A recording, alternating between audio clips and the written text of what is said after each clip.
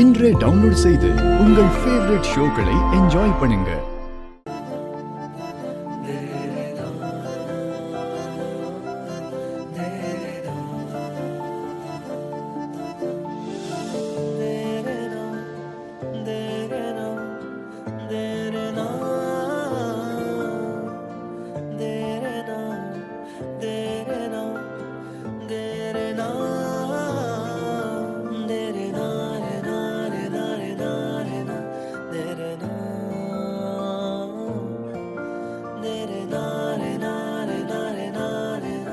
மருமகளே, உன் வலது காலால அதை தட்டிட்டு 2 பேரும் வலது காலை எடுத்து வச்சு வாங்க.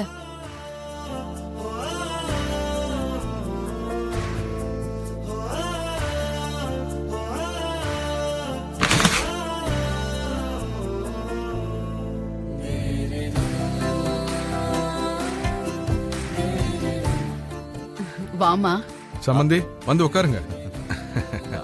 வாங்க உட்காருங்க. உட்காருமா.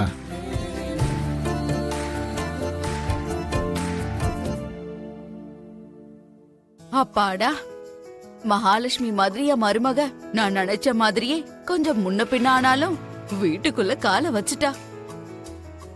இங்க பாருடா வம்சி, ஏற்கனவே இந்த கல்யாணம் அவசர அவசரமா நடந்து முடிஞ்சிருச்சு. குடுக்கறேன்னு சொன்ன வரதட்சணையும் இன்னும் வரல. அதெல்லாம் வர வரைக்கும் உனக்கு ஃபர்ஸ்ட் நைட் நடக்கவே கூடாது. ஐயோ, அது எப்படி முடியுமா?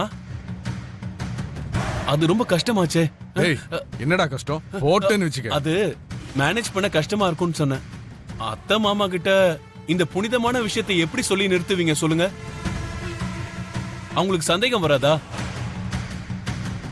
அதெல்லாம் எதுவும் வராம நாங்க பாத்துக்கிறோம். அது வரைக்கும் நீ கொஞ்சம் கண்ட்ரோல் ஆயிரு. கண்ட்ரோல மீறிட்டேன்னு வையே, நாங்க குடுக்கறோம்னு சொன்ன வரதட்சணை எல்லாம் குடுக்காம அவங்க மேனேஜ் பண்ணிடுவாங்க. புரியுதுல்ல? புரியுற மாதிரி தான் இருக்கு. புரியணும். காலையில இருந்து உன் கூத்தெல்லாம் நான் பாத்துக்கிட்டு தான் இருக்கேன். கொஞ்சம் குறைச்சுக்கிட்டா உனக்கு தான் நல்லது. நீங்க எவ்வளவுதான் சமாளிக்க சொன்னாலும் சரி, இந்த சுப காரியத்தை தடுத்து நிறுத்தணும்னு நினைச்சாலும் சரி, எப்படி சொன்னாலும் அத்தை மாமாவுக்கு சந்தேகம் வரதா செய்யும்.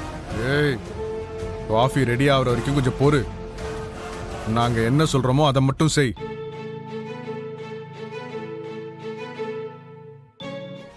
ஹாஸ்பிட்டலே கல்யாண மண்டபமா மாறி இந்த பையன் தாலி கட்டிட்டாருன்னு தெரிஞ்சுட்டு தான் வந்திருக்கேன். இப்ப என் சம்பாவனையை கேக்குறது நியாயம் தானே? சொல்லுங்க. இத கேக்குறதுக்கு போனை கட் பண்ண அடுத்த நொடியே கிளம்பி வரணுமா ஐயரே?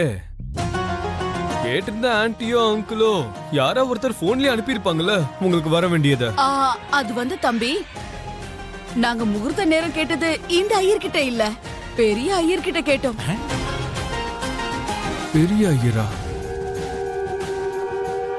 பெரிய ஐயர் தான் என் தோப்பனார்.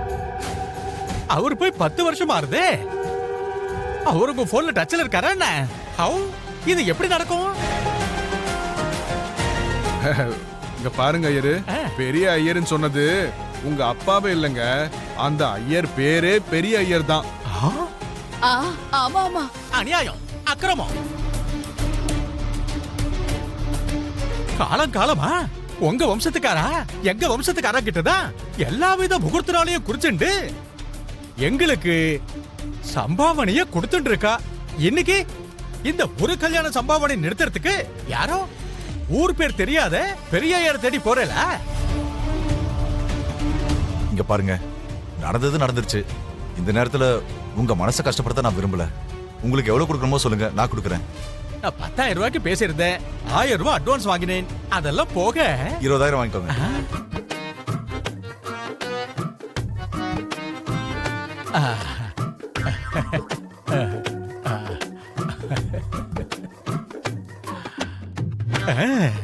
பெரிய மனுஷா என்னைக்குமே பெரிய மனுஷாதான்.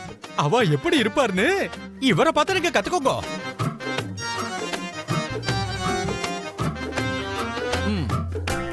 இங்க பாருங்க கிருஷ்ண பிரசாத், அந்த பெரிய ஐயர் கிட்ட இவ என்ன கேட்டான்னு நேக்கு இப்ப தெரிஞ்சாகணும். அவர் என்ன சொன்னாருன்னு எனக்கு தெரியணுமே. அது உண்மையா பொய்யான்னு டபுள் சம்பாவனை வாங்கின சந்தோஷத்துல நானும் சொல்லிடுறேன். உங்களுக்கு வந்து சேர வேண்டியது வந்துடுச்சுல, போக வேண்டியதானே? பணத்தை ஏமாத்துறவ சொல்றதெல்லாம் நான் கேட்க மாட்டேன். நீங்க சொல்லுங்க ஐயா. ஒண்ணு இல்லைங்க, மாப்பிள்ளை பொண்ணுடைய ஜாதகப்படி சுப முகூர்த்தத்துக்கு இன்னும் 1 மாசம் வரைக்கும் முகூர்த்தம் இல்லைன்னு சொல்லியிருக்காராம். அப்படின்னா அவரு பெரிய ஐயரே கிடையாது, பொய் புரட்டு பித்தலாட்டுக்காரரா தான் இருப்பார்.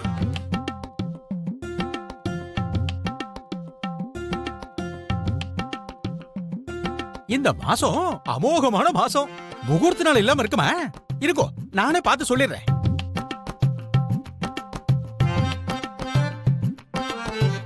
ஐயரே இங்க வந்து உட்காருங்க. வாங்க வாங்க உட்காருங்க.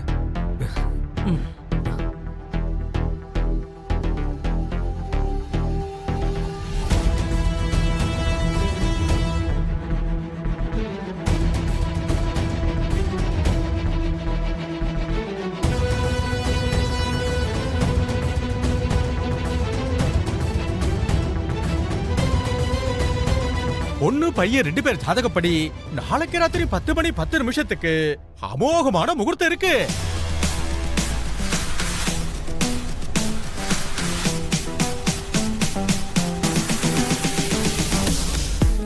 டாக்டர், நீங்க சொன்ன மாதிரியே ஸ்பெஷலிஸ்ட கூட்டிட்டு வந்துட்டேன். வணக்கம் டாக்டர், ப்ளீஸ் கம். பூமியை காப்பாத்துங்க டாக்டர், டாக்டர்.